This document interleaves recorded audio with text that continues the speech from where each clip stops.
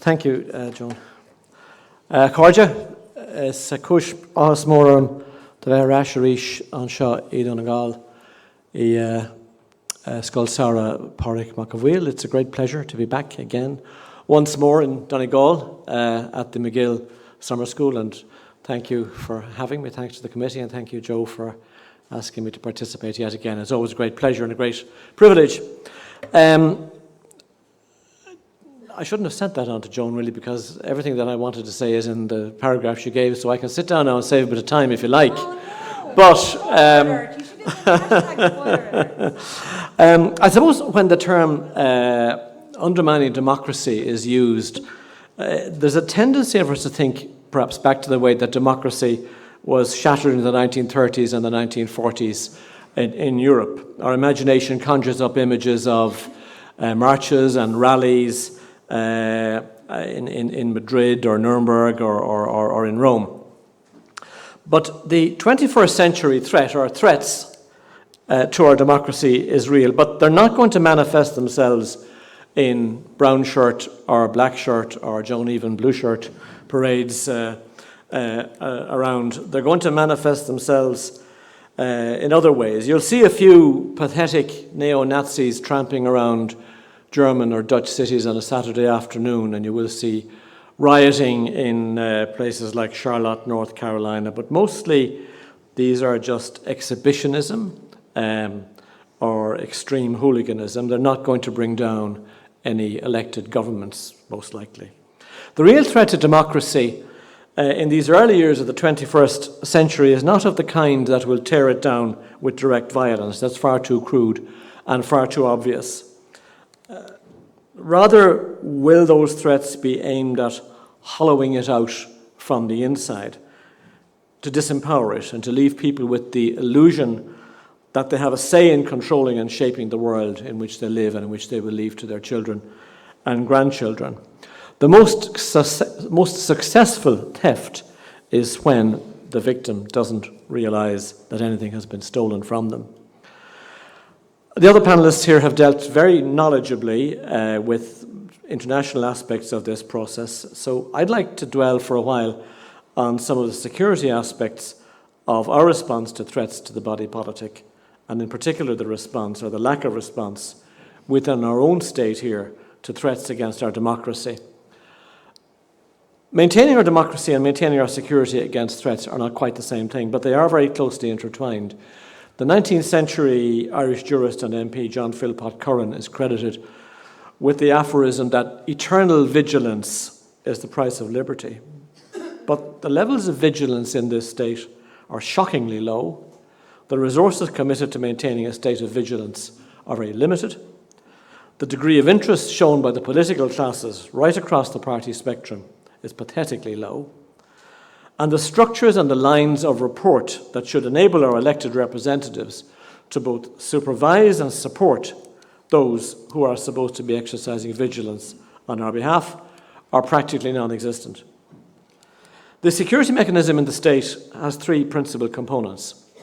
The Garda Síochána is the state's primary security service, and while all guards have a role both as civil police officers and members of the security establishment, that function is now specialised within what is known as Crime and Security, or SDU, Special Branch.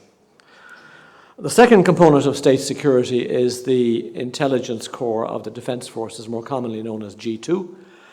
And the third element is cybersecurity, which is probably the most critical area, as we've been listening to some of the earlier speakers, in particular Mary Aiken. For the future is the responsibility of the National Cyber Security Centre, NCSC, which is located within the Department of Communications, Energy and Natural Resources. Now, during the years when the Northern Ireland troubles spilled over into this jurisdiction, the main focus of the security forces was on internal subversion. A secondary focus more recently has been on what might be called internal sedition, perhaps. The possibility that with the economic crisis of the past decade, which we're now thankfully out of, that social unrest might have given way to unmanageable social forces. That too was a focus for a while, but It does seem to have receded. There is no threat of social unrest, as there might have been had the recession been deeper and longer, and had economic recovery not come about so swiftly. But there are new security issues. The level of direct threat from militant Islamists is low, but it would be rash to assume that Ireland does not figure in the thinking and planning of these extremists. Just days ago, an Irish citizen, Ali Sharaf Damash, born in Algeria, was sentenced to 15 years imprisonment in the US for conspiring with others to commit terrorist attacks in Europe. Interestingly, when he was arrested in Ireland, he was released by the courts who refused his extradition. He fled to Spain, he was rearrested in Spain, and the Spanish courts returned him to the United States. The threat level from this source is low, or so we're told. The Garda says it has sufficient resources to monitor the activities of any militants, and that its links into the Islamic community are good. You may say that the Garda Síochána's record in reporting its own capacities and performance of late has not been especially impressive. The absence of any major incidents here may support their claims, but unless my information is incorrect, in virtually every instance in which our security forces have detected militant Islamist activity, it has been as a result of intelligence coming in from abroad. But at another level entirely, the reality is that our security agenda has changed profoundly and is likely to change a great deal more in the next few years. And with that, the protection of our democracy. There are issues that are far greater than disaffected young men making bombs in garages or driving vans into pedestrians, however reprehensible and immediately threatening such actions may be. 4 things are driving this change. The first is technology, which Mary Aiken has very lucidly elaborated to us here this afternoon. As we become more and more dependent upon digital systems to run everything from our banks to our utilities to our airlines, we become increasingly vulnerable to cyber sabotage, to cyber terrorism, and to cyber extortion. The second is the steady growth of Russia's global ambitions and its determination to expand its influence. The third is the coming reconfiguration of the European Union with the departure of the United Kingdom and the consequent necessary reshaping which will take place of European Union defence policies.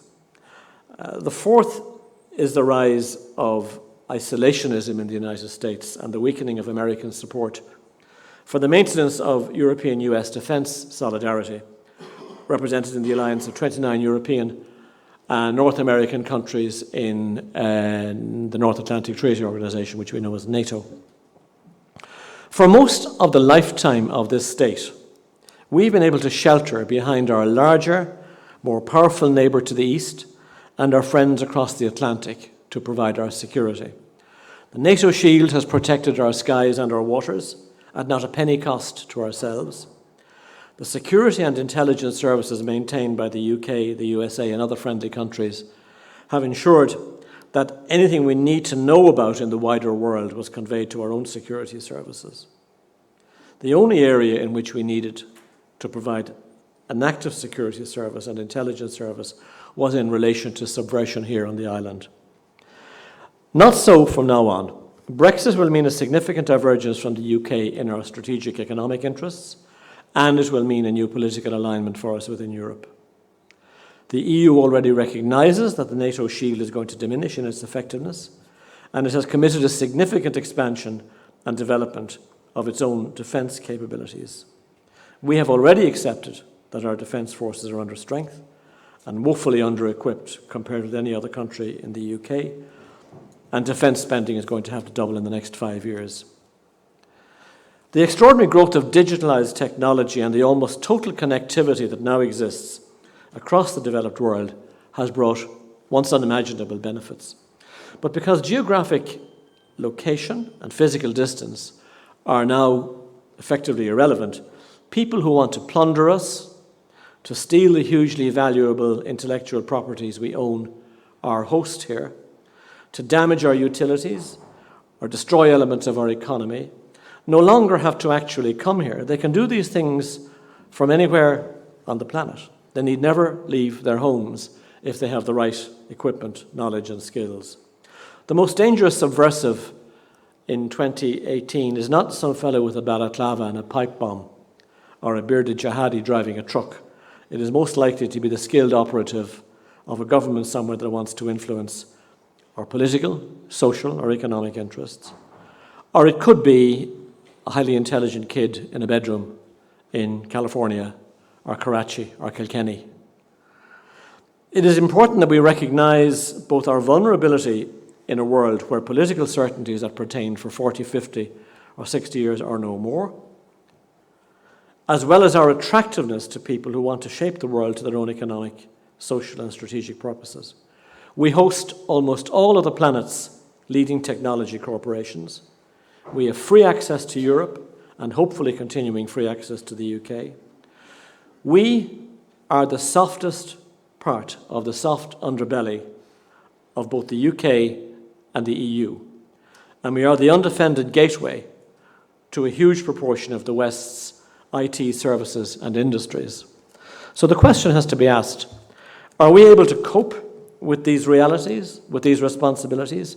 Are our security and intelligence services geared up to engage with them? Can we protect ourselves against threats to them? The reality is that we don't know. And the reason we don't know is because our politicians themselves don't know, and they don't want to know about these questions. Because unlike any other political establishment that I'm aware of, our political class takes the view that these are matters best left to the police and the army and the civil servants without any public scrutiny or oversight. There is no parliamentary oversight of what our security services do. There is no way of knowing how well they do their job, whether they are adequately resourced, staffed or equipped. We have no way of knowing how they spend their budgets. Security and intelligence matters cannot be raised in the Oireachtas. Ministers for Justice and for Defence have steadfastly refused to give any information in this area, so much so that elected representatives don't bother to ask anymore. When the Garda Commissioner appears before the Joint Oireachtas Committee on Justice and Equality, he or she can only discuss civil policing matters. The policing authority, to which the Commissioner reports in regard to civil policing, is precluded by legislation from involving itself in anything to do with national security or intelligence. This is in stark contrast to what happens elsewhere. At Westminster, for example, the Intelligence and Security Committee, comprising representatives of the Commons and the Lords, and currently chaired by former Attorney General Dominic Grieve, oversees and scrutinises the operations of MI5, MI6, GCHQ, the Defence Intelligence Staff, and the Joint Intelligence Committee. The people who lead the intelligence services of the United Kingdom appear before them regularly and give an account of their stewardship. Most of their proceedings are in private. Members serve on them on Privy Council terms, enjoining them to secrecy, but the committee publishes regular reports on its website. The Westminster Committee does not direct the security or intelligence services operationally. That is for the professionals to do themselves. Rather, do they monitor and review performance, strategy and objectives. They share their own wisdom and their insights with the professionals. And where necessary, they will be the conduit for messages that the security chiefs may want to send back to the broader political establishment. We simply do not have these linkages or these structures in this country. In the US, security and intelligence matters are supervised and scrutinized by Congress's Select Committee on Intelligence, sometimes referred to as the House Intelligence Committee. Again, the chiefs of the FBI, the CIA, and the other agencies appear regularly and answer questions from senators and congressmen. In France, security chiefs report to the DPR, the National Assembly's Delegate Committee on Intelligence. The model is very similar to that of Westminster. And so in every country that we know of, operating to normal standards of democratic accountability. Here we have parliamentary committees for everything under the sun, a total of 31 at last count. But nobody among our elected representatives has any role in relation to the services that are charged with guarding the institutions of the state, other than the Minister for Justice and the Minister for Defence in their executive roles. After the terror attacks in the UK last year, Leo Varadkar said he was planning to set up a COBRA-style committee on security. That's the acronym for Cabinet Office Briefing Rooms. This would not be equivalent in any way to a parliamentary committee. It would merely be a reworking of the existing national security group in which senior Gardaí, defence forces and civil servants meet a couple of times a month in government buildings. But even this has failed to materialise. Nothing has been heard about it 12 months on, and not one single representative of any political persuasion in the Dáil or the Seanad has asked what happened to that idea, Leo. And so we sit in ignorance vis-à-vis our security. If there are dark forces out there trying to undermine our democracy, our economic base, our infrastructure, or our wealth, we probably won't know about them until it's too late. So we have to rely on hope and luck rather than preparedness, which is not a great position to be in. Earlier in the week here, I saw that Professor of International Relations at UCD, Ben Tonra, said here that there should be a National Security Council to handle strategic planning of national defence and security. I believe that is an urgent necessity. It needs to bring the defence forces, the Garda, security and intelligence sections together in a much more structured way than at present. It also needs to include the National Cyber Security Centre, which, although it was established and although a strategy paper was published in 2015, is still only in the process of being built up to an operational capacity and operates quite independently of both the police and the Defence Forces security networks. But most crucially of all, our security network needs to be actively and publicly engaged with the political authority, that is the Oireachtas, and not merely operating behind closed doors with civil servants and ministers. Security is too important to be left to securocrats. Thank you. How about that?